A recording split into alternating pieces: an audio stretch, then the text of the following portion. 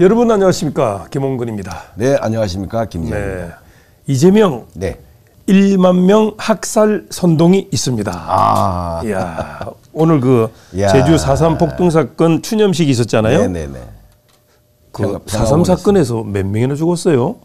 민간인들가 한 3만 명 이상 죽었고요. 예. 피해간에 한 7만 명 이상이 사상자가 있었던 거죠. 예. 그런데 아니 1만 명 국민 학살이라는 얘기 어떻게 해서 나온 얘기입니까? 아, 예. 야, 이 사람은 이제 막판이라는 걸 이제 느꼈잖아요. 지금 예, 막판이다. 이제는 예. 빠져나갈 구멍이 없다. 네. 나는 원래 이제 3심 대법원 판결이 네. 석 달 뒤에 나오게 돼 있는데 전원 무죄가 되니까 이게 검찰에서 막바로 넘겨가지고 예, 지금 2주 만에 나오게 됐어요. 그렇네.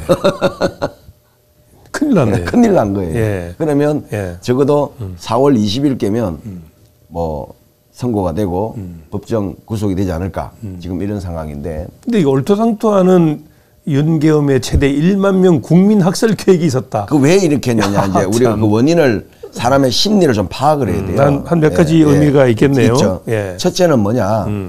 아무나 말잔치에 아무나 막말잔치에 지금 이 폭동의 현장이라고 자기는 생각하는 거죠. 네. 이걸 우리는 공산 폭동이라고 이미 명시했습니다. 김문수 장관님도 네. 물어봤어요. 제주 4.3 사건은 뭐라고 생각하냐? 공산혁명입니다. 그래? 예.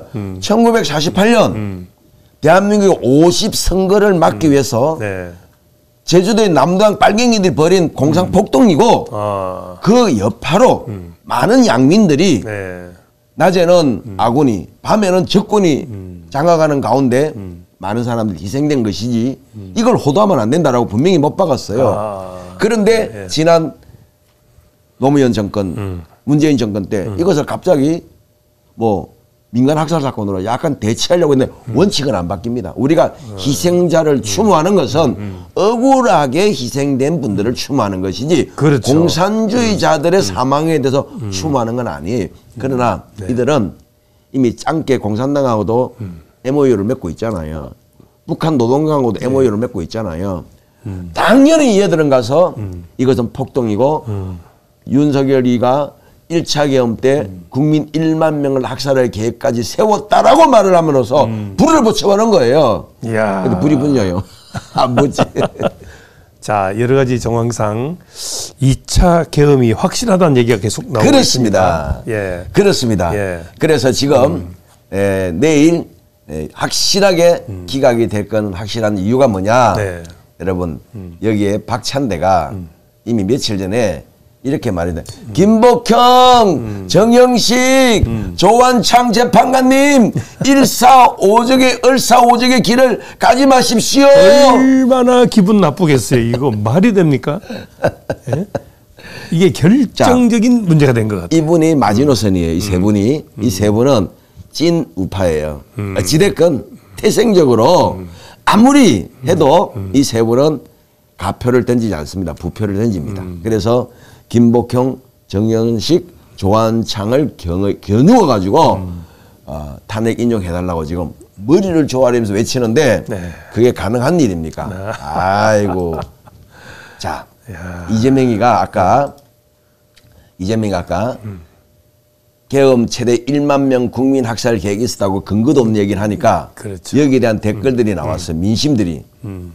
뭐라고 하냐면 이재명보다 위험한 인물은 대한민국에서 없다. 댓글입니다. 기사에 대한 댓글. 예, 예, 예. 자, 또 찍 같은 선동질 시작이네. 예. 허위사실 유표죄 선동죄로 이재명을 고발해. 이 사람은 정가 4개냐 5개냐 재판 6개냐 7개냐 안 중요해요. 이제부터는. 그렇죠. 막 떠드는 거예요. 예.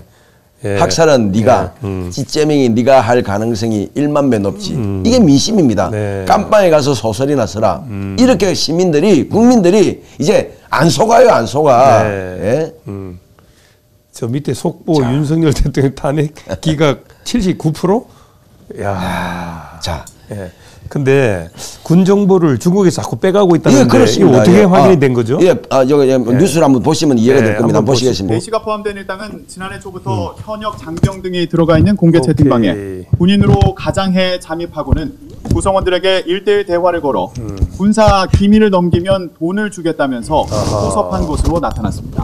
그랬구나. 이 과정에서 강원도 양구군 일선부대에서 복무 중인 한 현역 병사가 포섭돼 실제로 근정보를 인가 돈으로 바꾸는 휴대전화를 과정에서 발각이 방위, 됐구나. 남이 예. 연하면서 진행되는 돈을 주려고 내부 자료를 가져왔는데 촬영하고 발잡혔어요. A씨 측에 전달한 것으로 파악돼 현재 수사가 진행 중입니다.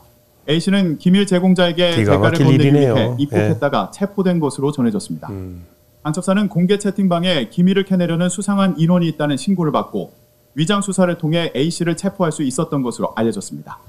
방첩사는 이 과정에서 조직 총책이 중국에 있고 그가 중국군 소속일 수 있다는 정황을 방첩사가 포착해 일을 수사를 하긴 하네. 확대하고 있습니다. 예. 안 하면 군 안 관계자는 되죠. 현재 관련 애국자들만 수사가 진행 모여있는데. 중인 관계로 자세한 내용은 밝힐 수 없다고 말했습니다. 네.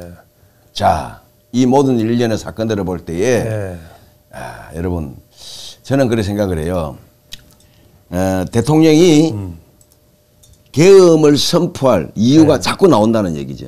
그러네. 2차 계엄을. 예.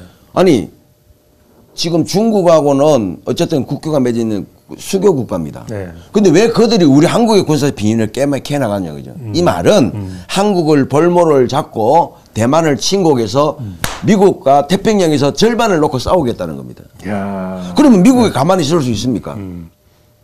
마지노선이에요. 대한민국은 중국이라는 거대한 공산주의 국가, 세계에서 마지막 남은 이 공산주의 국가가 중국 굴기를 통해서 태평양을 양분해서 자기들이 아시아를 지배하겠다는 야욕을 가지고 시진핑 체제도 15년을 싸워왔어요. 네.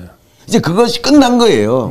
끝나서 트럼프가 집권하면서 미국이 중국을 완전히 봉쇄해서 석기 시대로 돌리고 싶은 거예요. 석기 시대? 석기 시대로. 원래 중국 지금도 가시면요. 운난성이나 사천성이나 저 서부로 가면 갈수록 석기 시대입니다. 삶 자체가. 네. 자, 그러면 이제 트럼프가 생각할 때는 윤석열이가 아시아의 트럼프 아니야? 그렇습니다. 바로. 이야.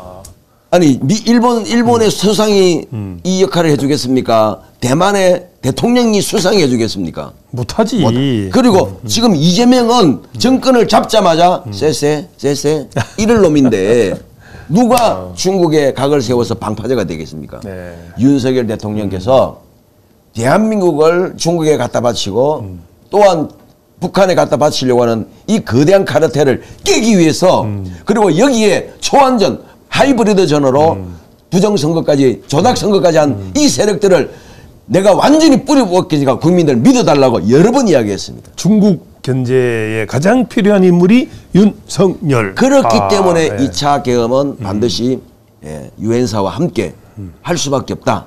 마약, 네. 조작선거, 군사기밀 이 세 가지만 해도 2차 부정 이 계엄에 대한 명분은 확실하다고 저는 보는 거죠. 그러면 2차 계엄이 되면 만 명이 학살되는 걸 자기들이 불러 일으키는 거네. 전애들이 이제 잡혀 들어가는 거죠.